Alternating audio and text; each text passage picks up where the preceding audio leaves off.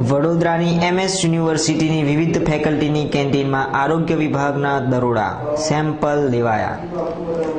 વડોદરા શહેરની વિવિધ હોટલોમાં બિન આરોગ્યપ્રદ ખોરાક પીરસાતું હોવાનું આરોગ્ય વિભાગ દ્વારા ઝડપી પડાયા બાદ વધુ દરોડાઓ પડાઈ રહ્યા છે।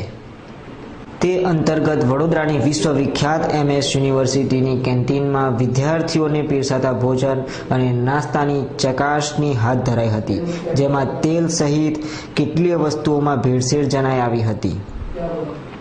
મળેલ માહિતી દ્વારા સાયન્સ ફેકલ્ટીમાં તો કેન્ટીનનું લાયસન્સ પૂરું થઈ ગયું હોવાનું બહાર આવતા તંત્ર દ્વારા નોટિસ ફટકારાઈ છે।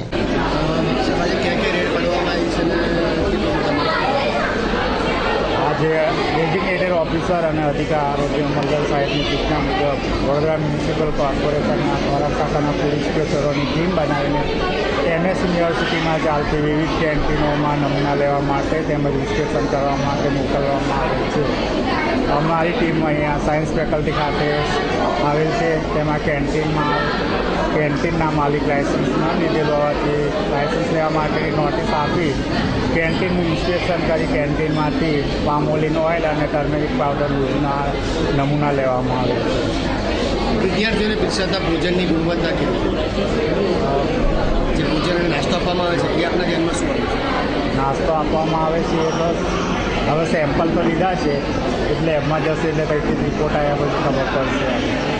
ને શિડ્યુલ ફોર્મનું છે ત્યાંનું પાલન કરવાની નોટિસ આપવામાં આવે છે। ઉલ્લેખનીય છે કે શહેરની નામાંકિત હોટેલો સહિત મીઠાઈઓમાં પણ વાસી અને ભેળસેળ યુક્ત ખુલ્લેઆમ વેચાઈ રહી છે, ત્યારે તંત્ર દ્વારા ચોક્કસ પગલાં ભરી લોકોના સ્વાસ્થ્ય સાથે ચેડા કરતા લોકોને સીધા ડોર કરે તે ઇચ્છનીય છે। કેમેરામેન બળદેવ સોલંકી સાથે સોહિલ અને Vikramsinh, view finder news, Vadodara.